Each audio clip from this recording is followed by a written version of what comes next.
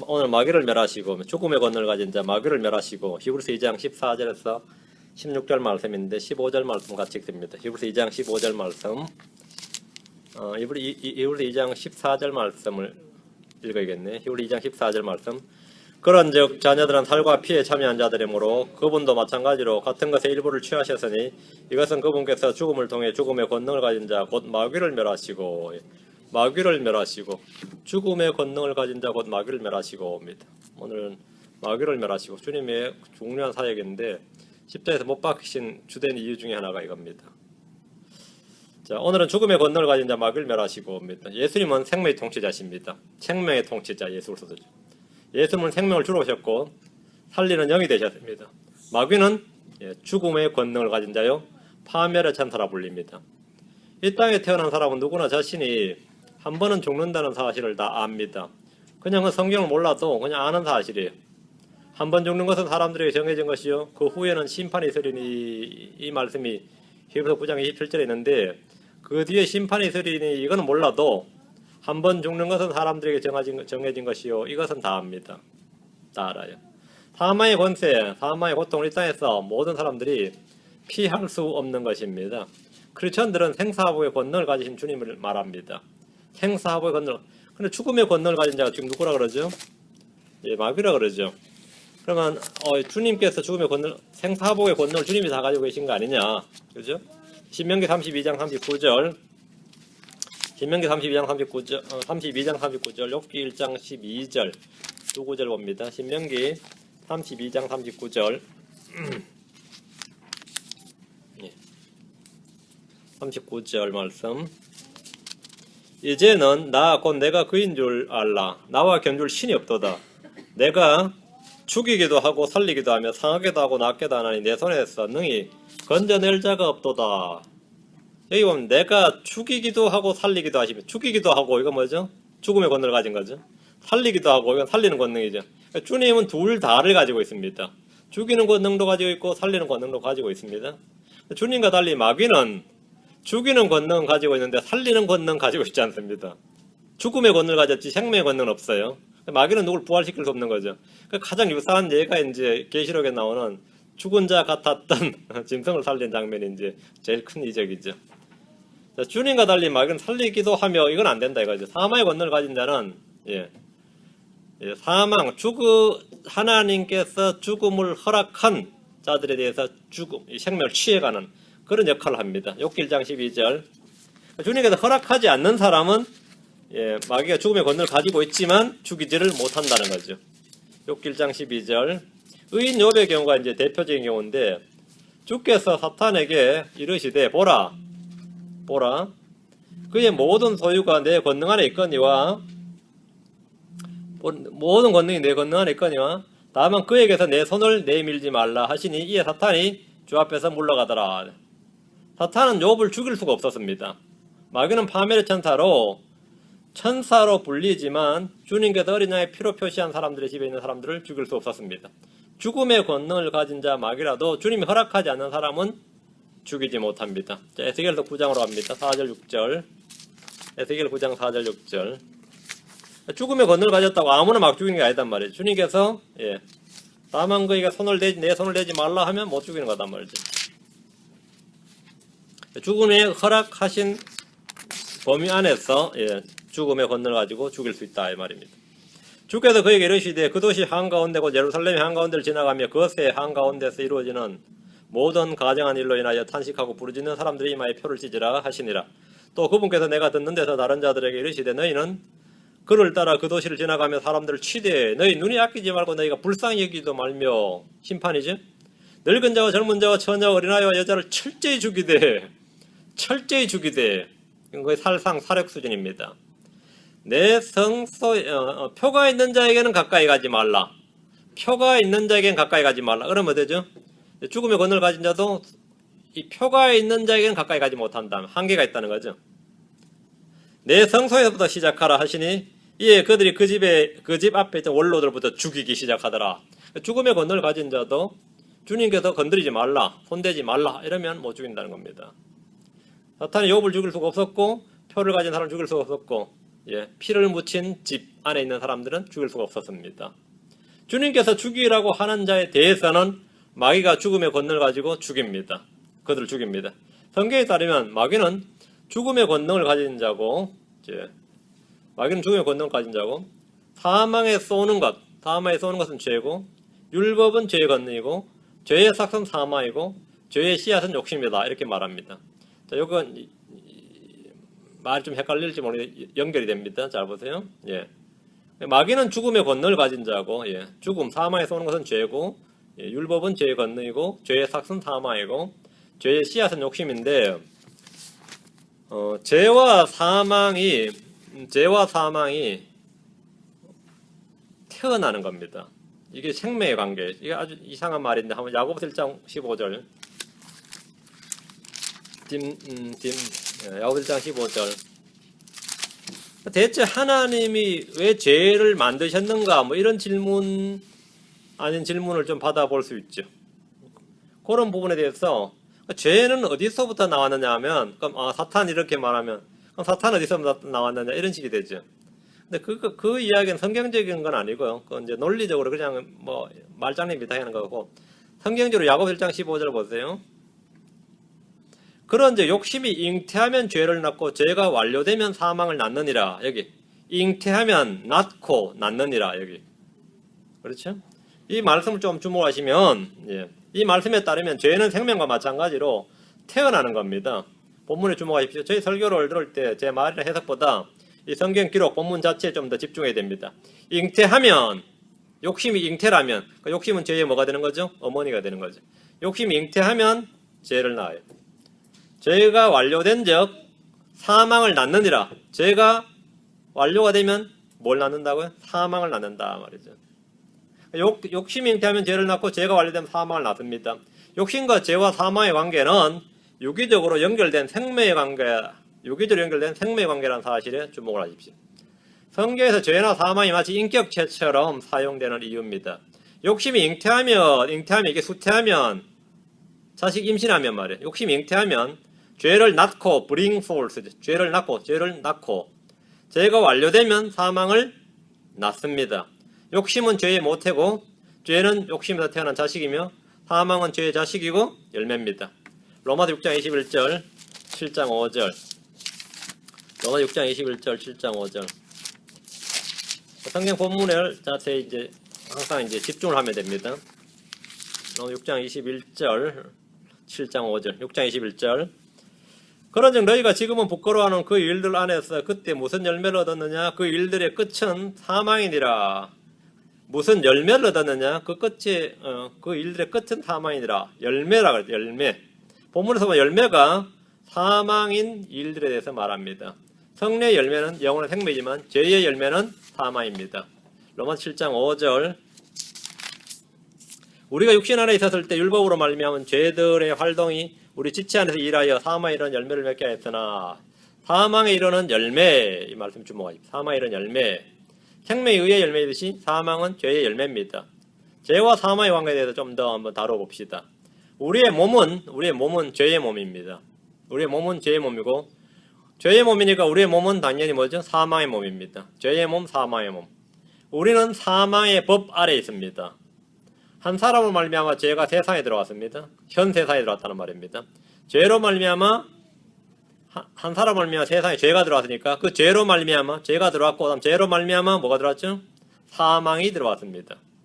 모든 사람이 죄를 지었으므로 사망이 모든 사람에게 임했습니다. 한 사람의 범죄로 말미암아 사망이 한 사람을 통해서 굴림을 했습니다. 사람의 죄, 사망과 밀접한 관련이 있는 한 인물이 있는데 바로 마귀입니다. 마귀는 사망의 권능을 가진 자입니다. 마귀는 옛뱀, 사탄, 또 용이라 불리기도 하는데 에덴의 동산에 나타나서 사람으로부터 하늘의 왕국을 찬탈해 간 자입니다. 마귀는 공중권세 잡은 자요, 이 세상의 통치자입니다. 마귀는 하나님을 대적하고 사람들을 죄 가운데로 이끄는 자입니다. 하나님은 여자의 씨를 통해 마귀를 멸하시려는 계획을 에덴의 동산에서부터 선포를 하셨는데, 주님께서 에덴의 동산에서 내린 그 심판 선언문, 어떤 판결문이 있는데 그게 뭐냐면 창세기 3장 15절. 내가 너와 여자 사이에 또 내 씨와 그네 씨 사이에 적개심을 누리니 그 씨는 내 머리를 상하게 할 것이요 너는 그의 발꿈치를 상하게 할 것이니라 하시고 했습니다. 마귀에 대한 판결이 뭡니까? 그 씨는 내 머리를 상하게 할 것이요. 그 씨는 내 머리를 상하게 할 것이요. 이 판결에 따르면, 하나님의 선고에 따르면 여자의 씨는 사탄의 머리를 상하게 할 겁니다. 사탄은 여자와 여자 씨에 대한 적대감을 갖고 죽이려는 이유가 이것입니다. 성경 역사를 통해서 주님이 말씀하신 여자는 이스라엘이고 여자의 씨는 예수 그리스도이십니다. 예수님께서 육신을 입고 천사들보다 낮게 되신 것은 여자의 씨로 오셨기 때문입니다. 여자의 씨에 관한 첫 번째 기록된 말씀은 마귀의 머리를 상하게 하는 자, 마귀의 머리를 상하게 하는 그 씨는 내 머리를 상하게 할 것이요. 이 말씀으로 인해 인류 6천년 역사는 마귀가 여자와 여자의 씨를 멸하려는데 온 힘을 집중하는, 온 노력을 다 기울이는 그런 역사입니다. 예수님은 하나님 육신을 입고 오셨는데 여자의 씨입니다. 예수님께서 낮아지신 이유는 첫째, 그분께서 죽음의 고난을 당하기 위해서입니다. 하나님은 죽으실 수가 없습니다. 영이요 말씀이신 분은 죽을 수가 없단 말이에요. 죽음을 당하기 위해서, 죽으시기 위해서. 둘째는 모든 사람을 위해 죽음을 맛보려 하심이니라. 주님의 죽으심은 모든 사람을 위한 죽음이라고 했습니다. 그분의 흘린 피는 모든 사람을 위한 피입니다. 고로 이제 제한 속죄라는 교리는 이제 마귀적 교리고 거짓임을 알 수 있습니다. 오늘 본문 말씀을 와서 히브리서로 갑니다. 오늘 본문 말씀에서는 주님이 사람이 되신 몇 가지 목적이 몇 가지가 나오는데 14절부터 16절까지 세 가지가 나오는데 죽음의 권능을 가진 자 마귀를 멸하시고 이게 14절에 나오죠. 죽음을 두려워하여 평생토록 속박에 얽매인 자를 건져내기 위하여 이게 두 번째 목적이고요. 다음 신실하고 긍휼 많은 대제사장이 되기 위하여 이게 세 번째입니다. 17절에 나옵니다. 하나님께서 친히 이 땅에 사람이 되어 낮아지신 이유와 목적이 이것입니다. 자, 본문을 보겠습니다. 14절입니다. 14절입니다. 그런즉 자녀들은 살과 피에 참여한 자들이므로 그분도 마찬가지로 같은 것의 일부를 취하셨으니 이것은 그분께서 죽음을 통해 죽음의 권능을 가진 자 곧 마귀를 멸하시고 여기서 자녀들은 하나님에서 난 자녀들입니다. 자녀들. 그런즉 자녀들은 하나님에서 난 자녀들. 우리 주님께서 형제라 부르기를 부끄러워하지 않으시는 자녀들입니다. 성경에서 말하는 하나님께서 내게 주신 자녀들은 그분을 믿는 크리스천들입니다. 성령으로 태어난 자들, 말씀의 씨앗으로 거듭난 자들, 이들은 모두 살과 피에 참여한 자들입니다. 살과 피는 육신의 몸을 가진 사람들을 말하는데 하나님은 이들을 자신의 자녀로 삼았습니다. 그런즉 자녀들은 살과 피에 참여한 자들이므로 자녀들은 살과 피에 참여한 자들이므로 예수 그리스도의 인생에 대한 말씀입니다. 인생에 대한 말씀인데 히브리서 5장과 히브리서 13장을 함께 봐야 됩니다. 히브리서 5장 7절 그분께서는 친히 육체로 가던 때에 자기를 사망으로부터 능히 구원하실 분에게 강렬한 부르짖음과 눈물로 기도와 간구를 드리셨고 또 친히 두려워하셨으므로 하나님께서 들으셨느니라. 그분께서는 친히 육체로 가던 때에 이 부분 여기다 언더라인 육체로 가던 때에 이 말씀이 바로 육신을 입고 이 땅에 오신 때입니다. 하나님의 육체를 장막이요 성전으로 삼고 그 속에 거하셨던 것입니다. 육체를 자신의 장막으로 삼으셨다. 이것이 바로 말씀이 육신이 되어 우리 가운데 거하신 성육신의 진리입니다. 말씀이요 영이신 하나님께서 자기 자녀들이 살과 피에 참여한 자들이므로 그분도 마찬가지로 같은 것의 일부를 취하셨습니다. 하나님께서 천사보다 낮아지신 이유입니다. 성육신의 진리는 자신을 낮추어 동일하게 되는 겁니다. 하나님께서 사람들의 살과 피를 취하셔서 자기 위에 입으셨습니다. 육체로 거하는 동안에 영으로 거하는 게 아니라 육체로 거하셨다는 거죠.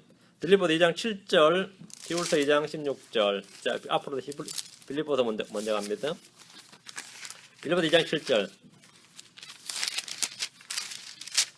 스스로 무명한 자가 되사 자기 위에 종의 형체를 취하시고 사람들의 모습이 되셨으며 여기 사람들의 모습이 되셨으며 종의 형체를 취하시고 사람들의 모습이 되셨으며 자기 위에 종의 형체를 취하시고 사람들의 모습이 되셨다. 주님은 자기 위에 종의 형체를 취하시고 사람들의 모습이 되셨다. 하나님께서 자신에게 주신 자녀들이 살과 피를 가진 사람이었기 때문입니다. 자기 위에 종의 형체를 취하시고 이 말씀은 주님의 선택과 의지적 결정을 보여줍니다. 여러분이 자기 위에 어떤 옷을 입을지 골라서 그것을 취해서 입습니다. 가장 무도회를 한다고 한번 생각해 보십시오. 수많은 옷들을 보면서 여러분 한 가지를 고를 때 어떤 옷을 골라 입습니까? 더 좋은 옷이나 더 멋진 고급품 그런 걸 찾아서 취할 겁니다. 그런데 주님은 수많은 형제들 중에서 종의 형체를 취하시고 수많은 형체들 중에서 종의 형체를 취하시고 사람의 모습이 되셨습니다. 자기 위에 종의 형체를 취하셨다 하면 종의 형체를 취하셨다. 그렇죠? 종의 형체를 육체로 거하던 때에 육체, 종의 형체, 사람의 모습. 이 세 가지가 연결이 되죠. 자, 히브리서 2장 16절. 히브리서 2장 16절. 진실로 그분께서는 자기 위에 천사들의 본성을 취하지 아니하시고 자기 위에 아브라함의 씨를 취하셨도다. 왜 주님은 종의 형체 아브라함의 씨를 취하셨는가? 그게 바로 14절의 첫 번째 이유가 나오는데 14절은 첫 번째 이유입니다. 그런즉 자녀들은 살과 피에 참여한 자들이므로 그분도 마찬가지로 같은 것의 일부를 취하셨느니라. 같은 것의 일부를 취하셨느니라. 여기 일부를 취하셨다 했죠. 살과 피는 언제나 사람의 육신을 나타냅니다. 아담은 하늘을 일컬어서 너는 내 살 중에 살, 뼈 중에 뼈 이랬죠. 예, 살과 뼈라고 했습니다. 살과 뼈라고 했어요. 교회는 예수님의 지체로서 그분의 살과 뼈들에 속한 지체들입니다. 피는 언급되어 있지 않습니다. 주님은 십자가에서 피를 쏟으셨고 부활한 몸에는 피가 없으셨습니다. 부활한 몸에 피가 없어졌다. 피는 육체의 생명이기 때문에 부활한 영적인 몸에는 필요하지 않습니다. 피는 육체의 생명이고 육체를 위해 육체의 생명을 위해 피를 줬다 그랬어요. 레위기 17장 11절과 14절에 따르면 부활한 성도의 몸에는 피가 있을 수가 없습니다. 또 이런 이야기를 하면 또 이상한 이야기한다 이런 생각할지 모르지만 그건 정확한 이야기입니다. 왜? 피는 육체를 위한 것이에요. 육체의 생명은 피에 있다 그랬습니다. 영적인 생명, 영적인 몸은 당연히 피에 없죠. 피가 없죠, 당연히. 예, 있을 수가 없는 거죠. 하나님께서 자기에게 주신 자녀들과 동일하게 되기 위해서 주님은 육체를 입으셨는데 하나님은 그룹이나 스랍들이나 천사들과 같이 되지 않으시고 사람, 종의 형체, 육체를 입으셨다. 그분도 마찬가지로 같은 것의 일부를 취하셨으니 이야기에서 일부란 말씀은 그분께서 일부 사람이 영혼 몸 중에서 주님이 취하신 것은 살과 피를 취하셨습니다. 살과 피를 취하셨어요. 살과 피만 동일한 것을 취하셨습니다. 예수님의 몸은 사람과 완전히 동일하지만 예수님의 본질, 본체는 하나님과 완전히 동일하십니다. 예수님께서는 육체로 거하신 거죠. 자기 위에 종의 형체를 입으신 것이고 사람을 취하신 거, 아브라함 씨를 취하신 겁니다. 취하신 거고 그러니까 일부를 취하신 겁니다. 완전한 사람이 되셨다 할 때 완전한 사람을 때 그 사람은 몸을 말하는 거죠. 살과 피를 말하는 것이다 말이죠. 육신을 입으신 하나님, 사람이 되신 하나님. 여기서 하나님은 그분의 몸에 관한 것입니다. 같은 것의 일부를 취하셨으니란 말씀은 그분의 신성과 인성을 동시에 매우 정확하게 표현해주는 말씀입니다. 아주 절묘한 말씀이죠. 같은 것의 일부를 취하셨으니 그 같은 것의 일부를 취하셨으니 하니까 주님이 사람이 되신 것도 맞고 본래는 하나님이시다 이 말씀도 맞는 겁니다. 주님의 몸은 여느 사람의 출생과 마찬가지로 여자의 몸 속에 있었고 출산을 통해 영아기와 유아기를 거쳐서 아이로 성장했고 어른이 되었는데 모든 면에서 사람이 겪는 것과 동일한 걸 다 겪으셨습니다. 왜? 살과 피를 취하셨기 때문입니다. 배고픔과 갈증과 졸음과 더위와 추위와 피곤함과 육신의 연약함 등 여느 사람과 하나도 다른 것이 없이 정확히 주님은 다 체험을 하셨습니다. 안 먹으면 주님도 배고픕니다. 물을 안 마시면 당연히 갈증이 납니다. 힘들게 일하면 피곤하고 탈진합니다. 당연히 그렇습니다. 때리면 아픕니다. 주님은 본래 주님이시기 때문에 아무리 때려도 안에 내공이 있어서 괜찮다더니 성령이 충만해서 괜찮다더니 그런 게 아닙니다. 동일한 체험 똑같습니다. 완전히 똑같습니다. 살과 몸의 일부를 취한 주님은 눈물과 고통을 겪으셨고 익숙하지 못한 일들은 배우고 익혀야 되었습니다. 그런 분을 하나님의 아들이라고 알고 믿는 이는 거의 없었습니다. 그분은 마침내 죽으셨습니다. 사람의 몸을 취하셨기 때문입니다. 피를 빼면 당연히 죽는 거죠. 왜? 육체의 생명은 피에 있는데 예수님께서 그 몸에서 창을 찔러서 피를 다 쏟으셨다면 당연히 죽는 거죠. 그래서 죽으셨어요. 채찍에 맞으시고 몸이 찢기고 피를 다 흘리셨으니까 이제 육체의 생명은 끝이 난 겁니다. 죽은 겁니다. 십자가에 못 박힌 채 죽으신 겁니다.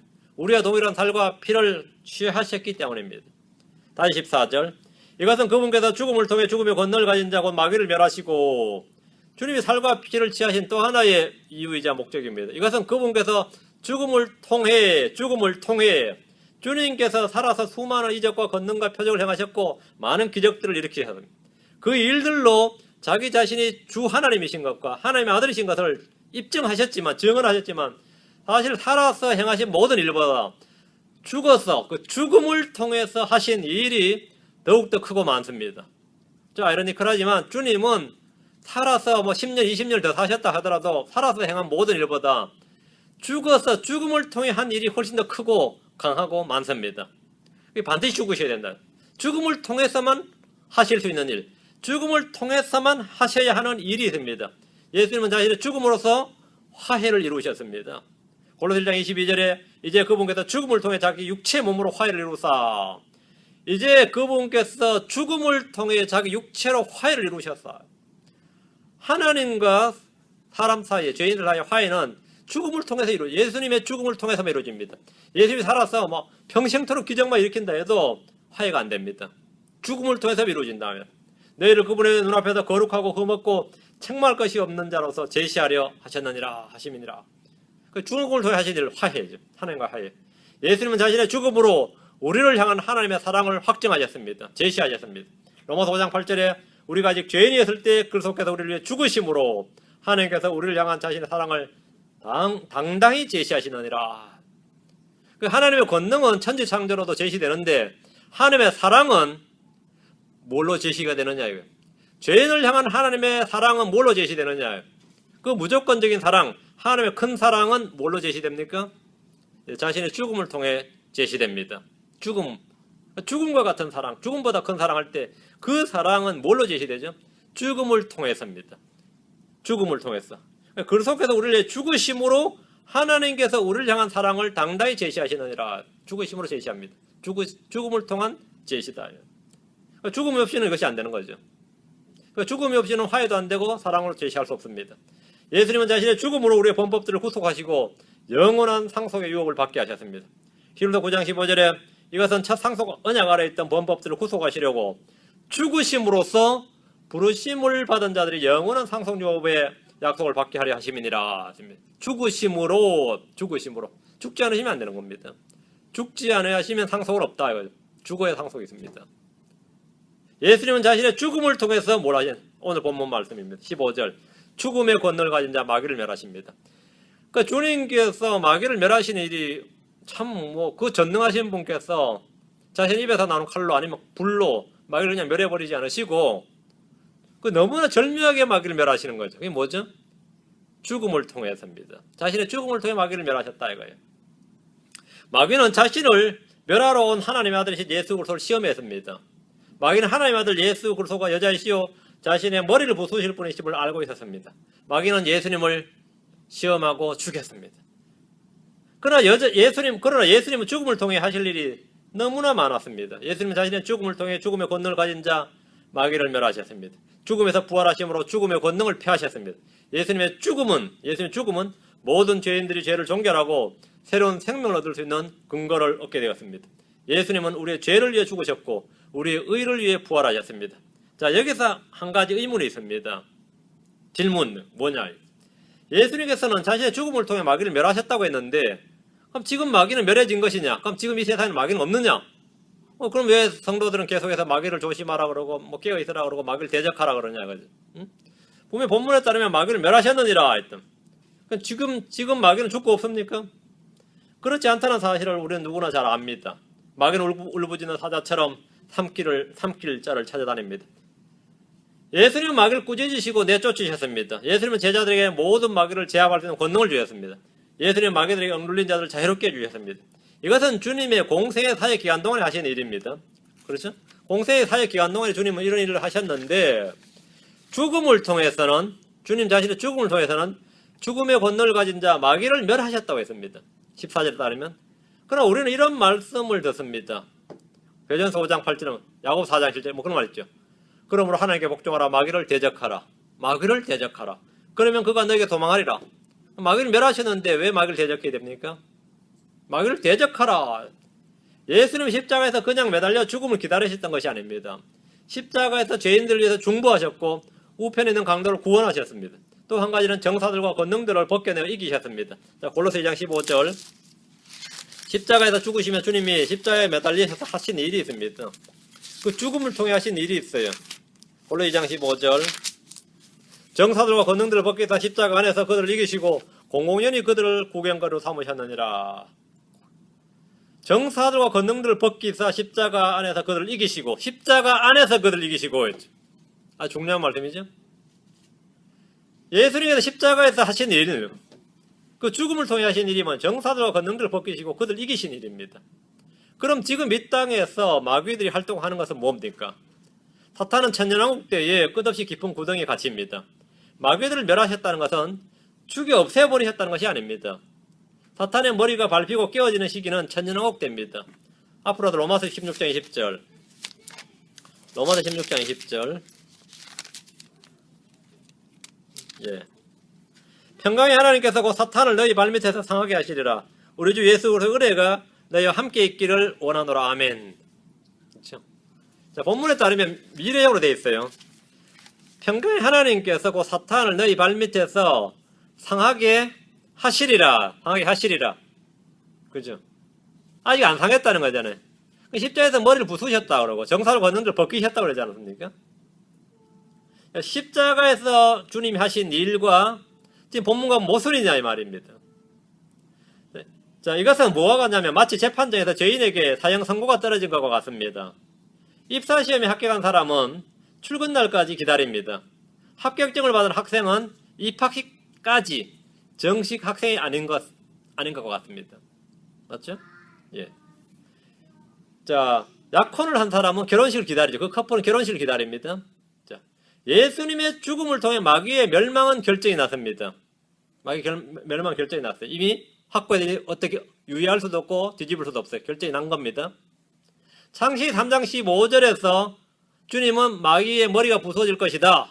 그 마귀의 머리를 부수실 분은 여자이시다. 이렇게 말씀하셨어요. 그 예언을 하셨고 그 일이 언제 어떻게 일어나면 지금부터 약 2000년 전에 갈보리 십자가에서 예수 그리스도께서 죽으심을 통해서 일어났다는 겁니다. 이제 그럼 남은 건 뭐가 남았죠? 집행이 남은 겁니다. 집행이 남은 거죠. 예수님께서 십자가에서 죽으심이 없었다면 마귀는 결코 멸망하지 않습니다. 예수의 십자가에 죽으심이 없으면 마귀가 멸망하지 않아요. 예수님의 죽으심으로 말미암아 마귀의 멸망이 결정이 났고, 이제 그건 이제 주님께서 뭐 깊은 구덩이 천사를 보내서 잡아들이시면 끝인 거죠. 아니면 산채로 굶어서 던져 넣으신 것. 그게 전부 다 십자가에서 죽으심을 통해 일어난 일입니다. 예수님께서 십자가에서 죽으심이 없었다면 마귀는 뭐 죽을 일도 없거니와 멸망할 일도 없습니다. 그냥 계속해서 자신의 권세를 가지고 살게 되는 겁니다. 예수의 죽으심을 말미암아 이 일이 결정난 거죠. 자, 요한복음 12장 31절, 16장 11절. 이건 좀 잘 이해하셔야 됩니다. 요한복음 12장 31절, 16장 11절. 우리의 구원도 마찬가지입니다. 하나님의 아들로 우리가 결정난 건 언제입니까? 믿는데 구원 받았다 그렇게 말하죠. 하나님의 아들로 나타난 건 언제입니까? 부활할 때죠. 주님 다시 오실 때입니다. 그와 동일한 겁니다. 앞에 하나님의 아들로 구원 받지 않았으면 주님 오시든 말든 하나님의 아들이 안 되는 거. 하나님의 아들로 나타나지 않는 겁니다. 마귀가 십자가에서 예수 그리스도로 말미암아 멸망당하지 않았다면 천년왕국이 뭐고 와도 마귀는 멸망하지 않습니다. 마귀가 예수님의 십자가의 죽음을 통해서 마귀는 그때 멸망을 하는 겁니다. 자, 요한복음 12장 31절. 이제 이 세상에 대한 심판이 있으니 이제 이 세상의 통치자가 쫓겨나리라. 쫓겨나리라. 이 심판은 분명한 십자가에서 그리스도의 죽음을 말합니다. 근데 그 자신의 죽으심, 자신이 심판받는다고 말하지 않고 이 세상에 대한 심판이 있고 결과는 뭐라고요? 이 세상의 통치자가 쫓겨나리라. 세상의 통치자 쫓겨난다는 겁니다. 그렇죠? 분명히 십자가 사건을 염두에 두시고 이 세상에 대한 심판이 있고 이 세상의 통치자가 쫓겨날 것임을 말씀하셨습니다. 주님은 죽음을 통해서 죽음의 권능을 가진 자 마귀에 대한 심판이 임했다고 했습니다. 그는 지금도 여전히 공중 권세 잡은 통치자이지만 교회를 이길 수가 없습니다. 크리스천들을 이길 수가 없습니다. 믿음으로 싸우는 크리스천들을 이길 수가 없습니다. 왜? 패배했기 때문입니다. 주님의 죽으심으로 말미암아 이런 결과가 일어난 겁니다. 16장 11절. 16장 11절. 심판에 대하여라면 이 세상의 통치자가 심판을 받았기 때문이니라.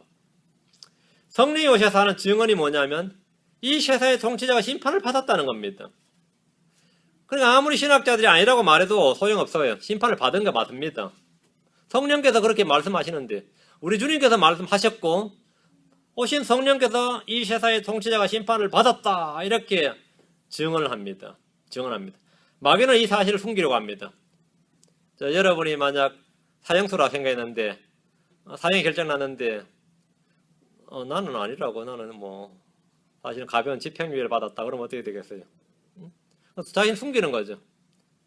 우리는 많은 사람들은 사람을 숨길 수 있을지 사람들은 사람들에게 자신을 숨길 수 있을 수 있습니다. 마귀도 자신을 사람들이 숨길 수 있습니다. 그러나 하나님을 숨길 수는 없는 겁니다. 믿는 크리스천들을 숨길 수도 없습니다. 마귀는 십자가에서 예수님의 죽음을 통해 멸망을 받았습니다. 그 심판을 임해서 이 세상 통치에 쫓겨났습니다.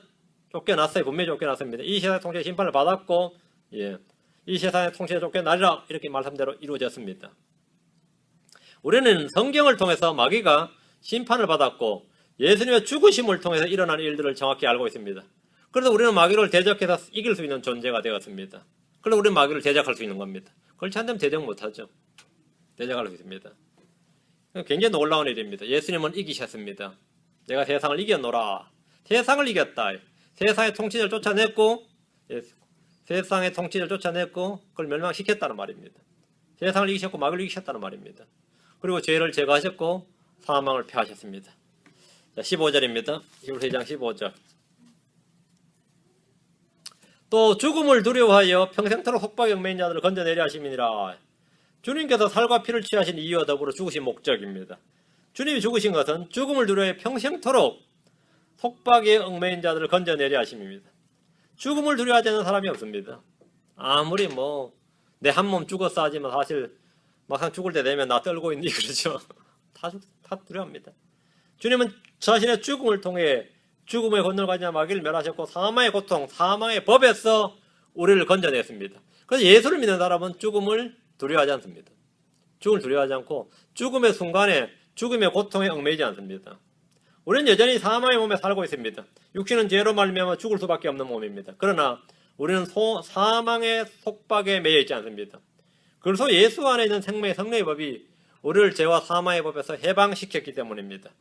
예수님이 죽으심으로 하신 이 일은 살아서 한 일보다 훨씬 더 크고 놀랍습니다. 예수님은 죄로 말미암아 죽은 것이 아니라 죄를 제거하기 위해 죽으셨기 때문입니다. 예수님은 사망을 패하시고 마귀를 멸하시기 위해 죽으셨습니다. 그분의 죽음이 그분의 죽으심을 통해서 이런 일이 일어났다. 그분의 죽으심이 이런 일을 이루었다는 사실을 아는 자가 몇이나 되겠습니까? 그리고 이런 사실을 전할 때 누가 믿느냐? 우리가 전한 것을 누가 믿었느냐? 성경을 믿는 크리스천들 외에는 없습니다. 이 사실을 누가 믿었느냐? 이 설교를 듣는 사람 중에서 긴가민가한 사람이 있을 겁니다. 이 사실을 누가 믿었느냐? 이 사실을 믿는 사람, 그 믿음의 열매가 바로 뭐냐면 담대함이고 자유함입니다. 사망에서 자유한 거죠. 죄에서 자유함, 완전한 자유입니다. 자, 16절입니다. 진실로 그분께서 자기 위에 천사들의 본성을 취하지 아니하시고 자기 위에 아브라함의 씨를 취하셨도다. 예수님은 천사들의 본성을 취하지 않으셨습니다. 그분은 여전히 사람들과 같은 모습이 되셨습니다. 동일한 혈과 육을 취하셨습니다.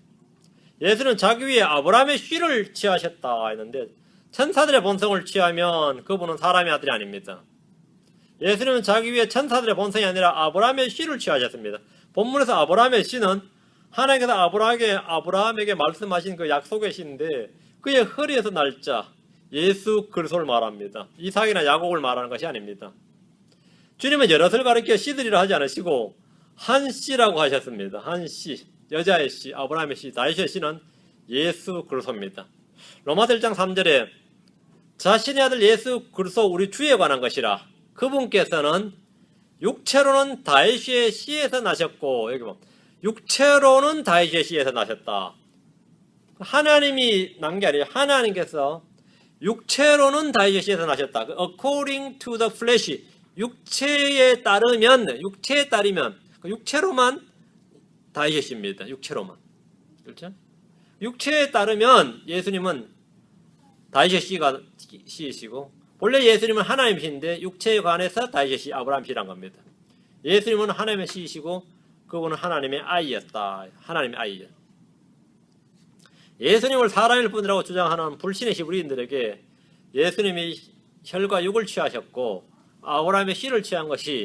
오히려 성경적이고 기록된 말씀에 따른 것임을 지금 입증해 주는 겁니다. 자꾸 예수님은 사람일 뿐인데 사람이어야 하는 이유를 지금 말해 주는 겁니다. 사람이셔야만 하는 이유, 사람이 되신 목적, 사람이 되셔서 하신 일. 예수는 죽었지 않냐? 죽음을 통해 하신 일. 왜 죽으셔야 되고 죽음을 통해 하신 일? 바로 그 죽으심이 예수님이 하나님의 아들이심을 입증하는 죽음이었다는 겁니다. 그걸 지금 증명하기 위해서 사람들은 불신의 핑계로 대고 있는 이 일이 정확히 성경적인 내용과 기록된 것임을 지금 말해 주는 겁니다. 이게 지금 이 본문 내용입니다.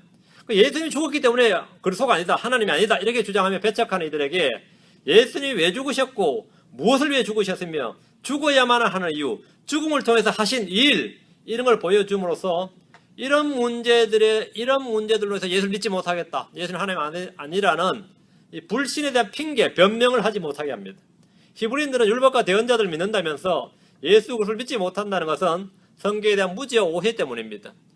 그들이 그리스도를 믿지 못하는 이유는 죽었다는 거예요. 그분은 사람이라는 두 가지 이유입니다. 예수는 죽었다, 예수는 사람이다.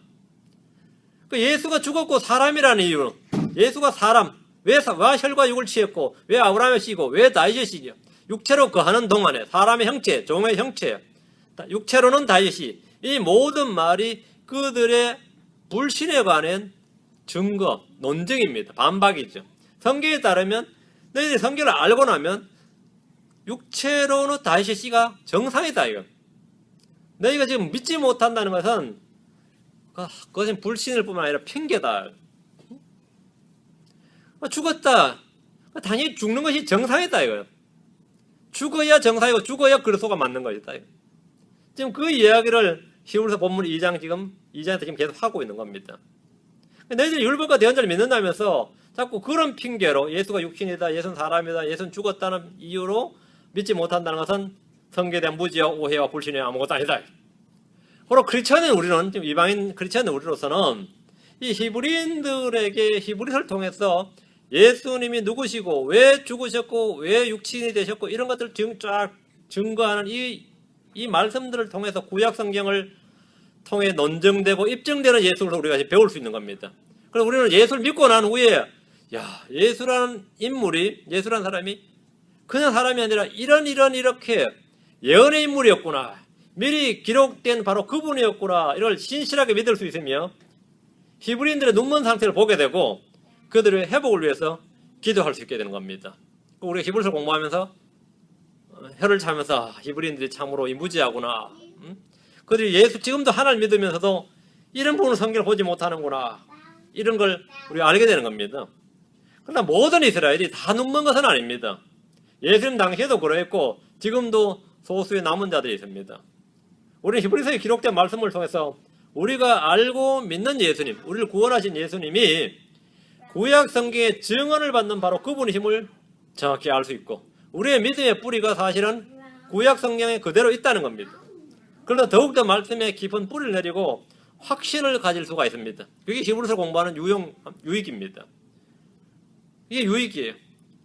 우리는 구약을 가지고 있지 않았지만 신약 성경을 통해서 도리어 구약을 공부할 수 있게 되는 겁니다.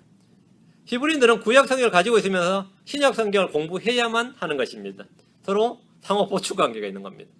그래서 지금 우리는 이 말씀을 가지고 말씀을 통해서 예수를 통해서 예수님을 통해서 그분의 죽으심, 그분의 육신이 되심, 죽으심 이 부분에 대해서 정확히 공부하고 앞으로 지금 계속해서 17, 18절 다음 시간에 계속해서 하겠습니다. 잠깐 기도합시다. 예.